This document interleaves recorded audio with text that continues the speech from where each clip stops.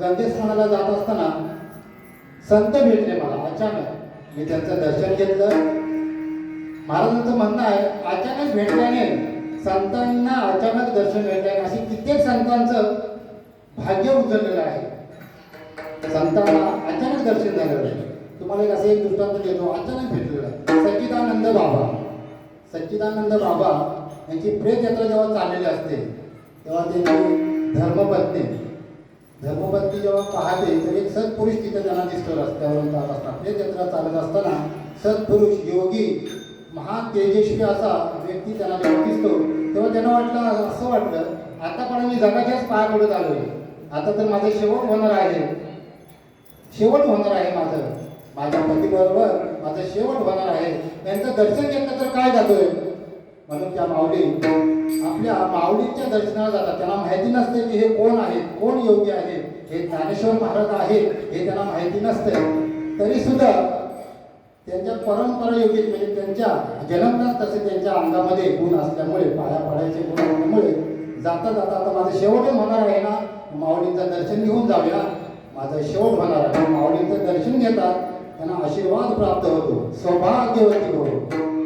तेव्हा त्यांच्या मस्तकावरती जेव्हा हात पडतो आणि जेव्हा कानावरती उठले पडतात सौभाग्यवती भव असं ऐकल्यानंतर रडून बिचारा थकलेले असतात तरी सुद्धा त्यांचा परत हृदय भरून येतो आणि रडायला लागतात. माऊलीने आम्हाला आशीर्वाद जो दिलेला आहे, कोणता दिलेला आशीर्वाद. माऊली विचारतात तुम्ही का रडताय, कशासाठी रडताय, मी तुम्हाला आशीर्वाद दिलेला आहे. सच्चिदानंद बाबांच्या माऊली धर्मपत्नी म्हणतात की महाराज तुम्ही आशीर्वाद दिलाय खरं आहे, परंतु ह्या जन्मीचा मला दिलेला आहे त्या मला पुढच्या जन्मीचा आशीर्वाद दिलेला आहे. माऊली म्हणतात तुम्ही असं काय विचारता आहे, तर तुम्ही जो आशीर्वाद दिला सौभाग्यवती भव, तर माझा सौभाग्य या चौघांच्या खांद्यावरती चाललेला आहे मी घेऊन. असं बोलल्यानंतर माऊली थोडेसे थांबतात. म्हणतात आणा इकडे त्यांना, ठेवा इथं माझ्या पुढ्या, खाली उतरवतात. जसं झोपेतून जागा करतो अशा काही विचारतात कोण आहे ते, तर सांगतात की सच्चिदानंद बाबा आहेत. मग ते मरणार कशा का, त्यांना मृत्यू कसा आला. माऊली हात मारतात, ओ सच्चिदानंद बाबा असं बोलल्यानंतर जसं झोपेत न जागा होतात तसे उठतात. तसं उठल्यानंतर हे संतांची अचानक भेटल्यानंतर संतांची तुम्हाला फलश्रुती सांगतो. अचानक भेटल्यानंतर दोघंही नवरा बायको माऊलींचं दर्शन घेतात. त्यांना माहीत नसते की माऊली आलेली आहे तिथे.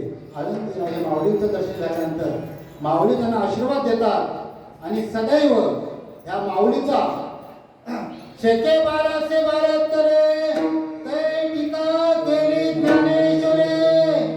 आवाज जरा द्या, आवाज कमी केलाय. शेके 1272 ते टीका केली ज्ञानेश्वरे सच्चिदानंद बाबा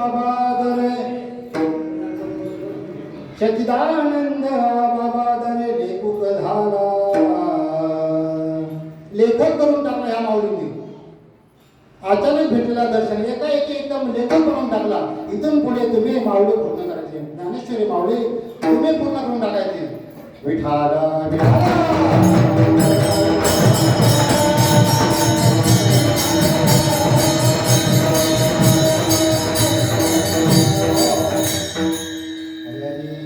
असा हा संतांचा महिमा आहे. संतांच्या दर्शन घेतल्यानंतर काय परिस्थिती आहे बरं. संतांचं दर्शन होणे म्हणजे संत भेटणे दुर्लभ आहे. संत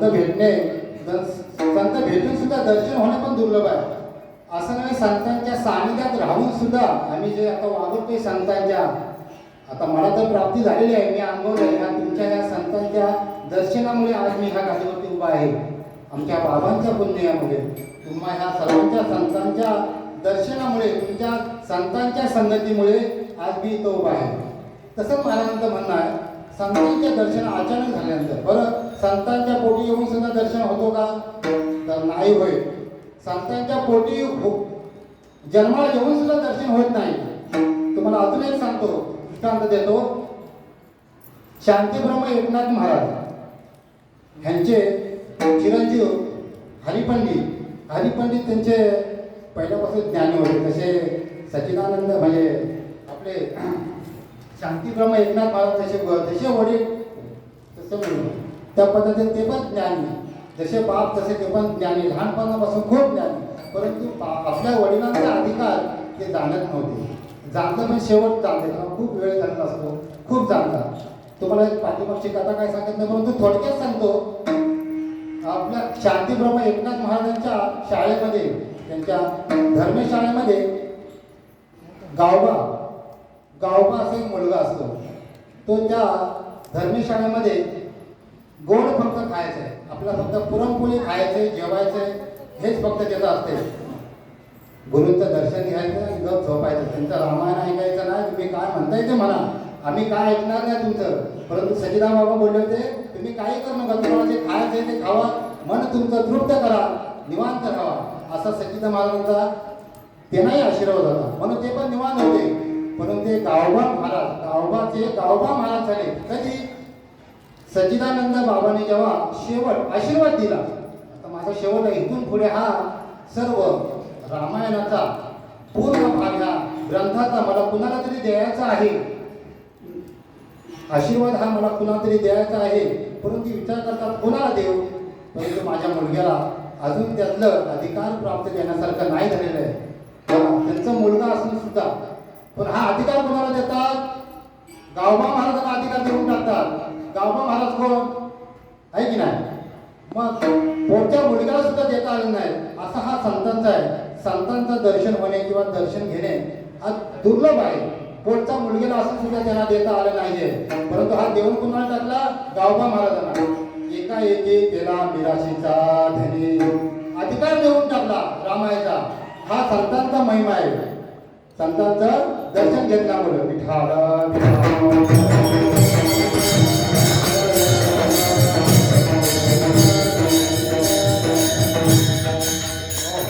म्हणून महाराजांचं म्हणणं आहे, अचानक गेलो तुम्ही, अचानक मला दर्शन झाल्यामुळे संतांचं दर्शन झालं. आता काय म्हणतात? दर्शन झाल्यामुळे आता चाहूल लागलेले आहे. कोणाची? देव मला भेटले. संतांचं दर्शन झाल्यामुळे आता माझं चिंता वाढली सगळी. ह्या अभंगाच्या प्रथम चरणामध्ये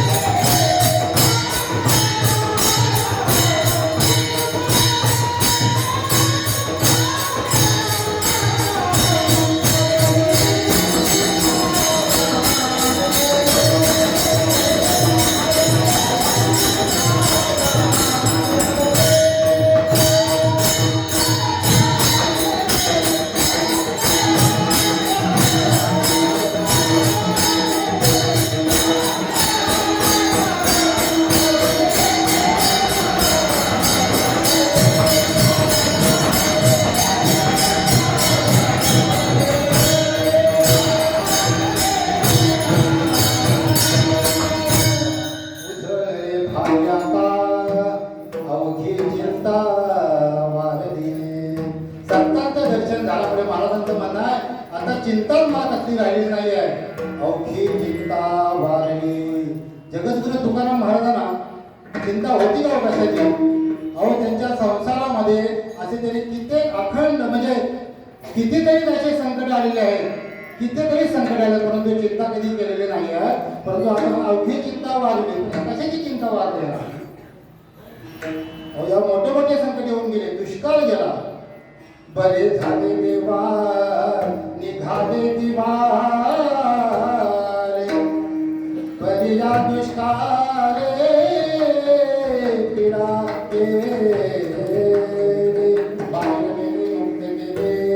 देवी माया सोडविणे. असे त्यांच्याकडे संकट कितीतरी संकट येऊन गेलेले आहेत, परंतु त्याने असं कधीच म्हणलेलं की माझ्यावर चिंता आलेली आहे. ते म्हणतात चिंता वाटली.